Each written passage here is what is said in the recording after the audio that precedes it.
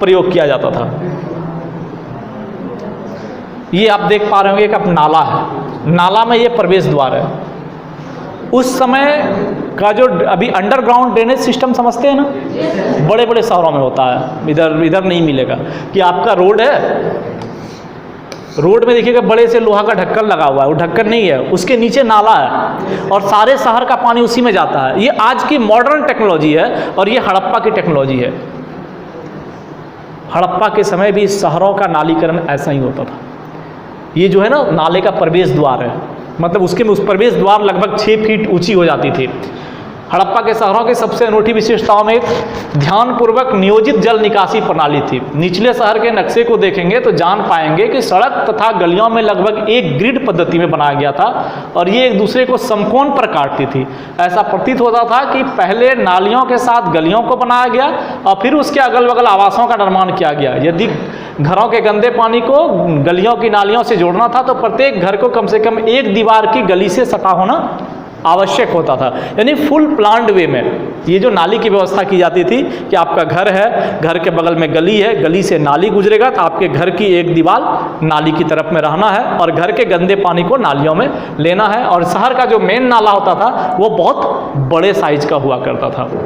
ये मोहनजोदड़ो में मिला है। यानी जनरली जो डेवलप शहर है वहीं पे सारी चीज़ अधिक मिलते हैं। तो ये फोटो भी आपका मोहनजोदड़ो का है। सामाजिक जीवन कैसा था? हड़प्पा सभ्यता का सामाजिक जीवन में सामाजिक संगठन था, भोजन, वस्त्र, आभूषण, मनोरंजन, प्रौद्योगिकी, मृतकर्म और चिकित्सा विज्ञान।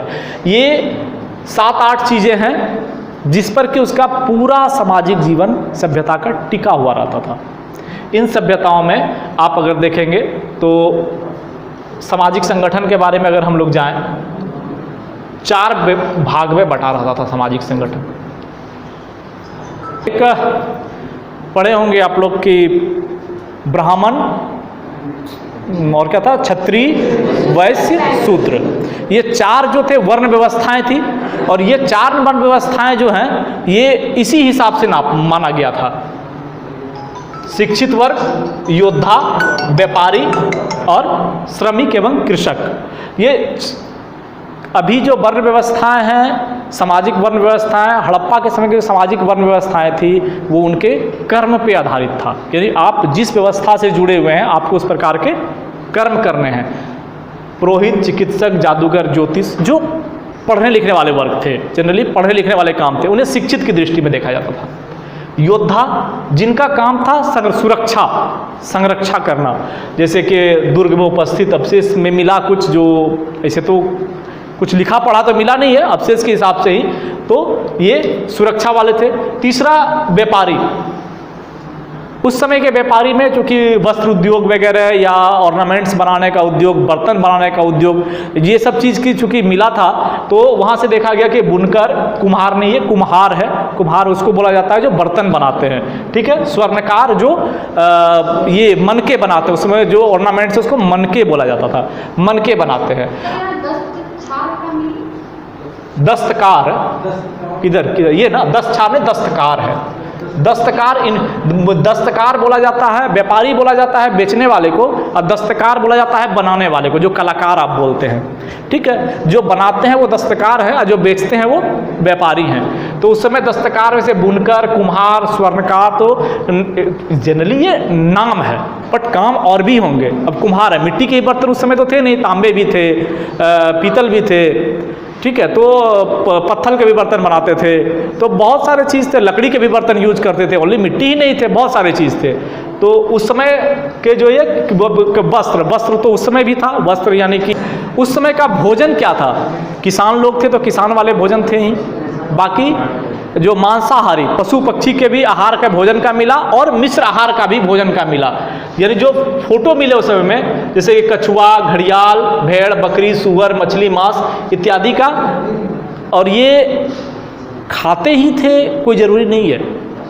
ये कैसे पता चला है उन लोगों को? जी, उनका जो बर्तन मिला, उनका जो मोहर मिला, उनके घर में जो नक्काशी मिले, वहाँ पे इसका फोटो मिला। कहीं मछली का फोटो बना है, सुअर का फोटो मिला है, कहीं पे कुछ भी है, जैसे इसमें फल में खजूर, अनार, तारबूज, नींबू, नारियल, उन लोगों का एक फोटो मिला।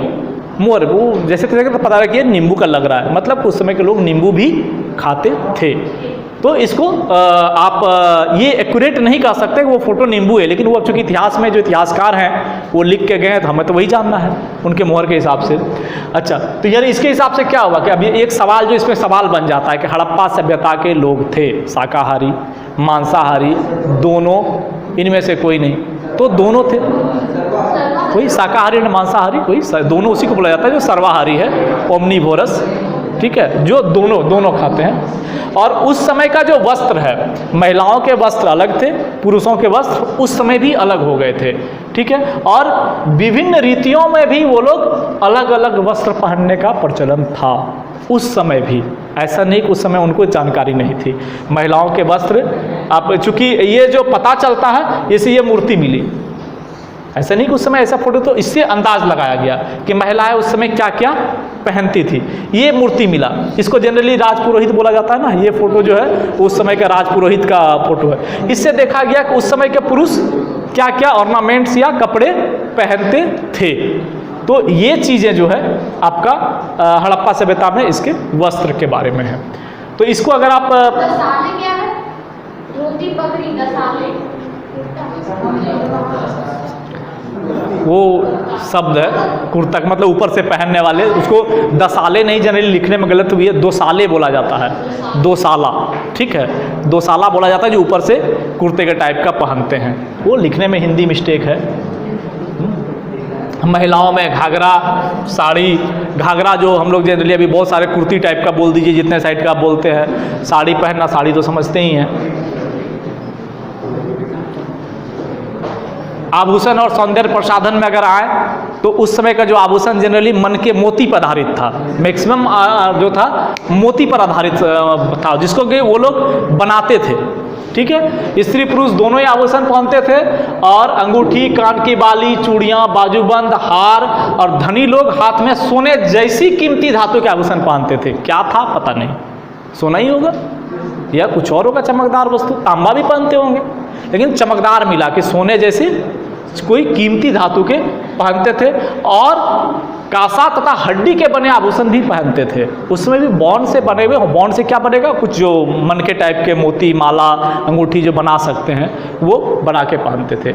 और जो मनोरंजन का मेन साधन था, मूवी सिनेमा देखने का जगह नहीं था उस समय, शिकार करना, आखेट करना, मछली पकड़ना, कृषि करना, ये सब उनका प्रिय मनोरंजन था। जानवरों की दौड़, ठीक है। शतरंज बहुत पुराना खेल है ना, सबसे टिपिकल खेल है। कौन कौन शतरंज में मास्टर है यहाँ? सब क्रिकेट में होगा, ठीक है। शतरंज जो शतरंज में खेलने में मास्टर हो गए वो पढ़ने में टॉप करेगा ही करेगा, पक्का है, लेकिन बशर्ते उसको ध्यान पैरेलल लगाना चाहिए। शतरंज बहुत ही टिपिकल खेल है, ब्रेन का बहुत ही यूज होता है, यानी आप हर वक्त अपने स्टेप से 5 स्टेप आगे सोचेंगे। क्रिकेट में सेम बॉल को सोचा जाता है, बॉलर ने कैसा बॉल मारा, बल्ला घुमाना है। शतरंज कभी भी सेम नहीं सोचा जाता है, इसलिए जो शतरंज के मास्टर है वो अपने आप को काम मत आकिएगा, उनका तो 98% आना ही चाहिए, वो ऐसे ऑटोमेटिक बहुत आगे रहता है, उसकी ब्रेन बहुत आगे रहती है, ठीक है। और बहुत सारे ऐसे फोटो मिले, मूर्ति मिले जो नृत्य के स्वरूप में था, मतलब जो मूर्तियाँ मिली वो नृत्यांगना के या नृत्य के रूप में। इससे ये भी पता चला कि उस समय नृत्य गान भी हुआ करता था। तो ये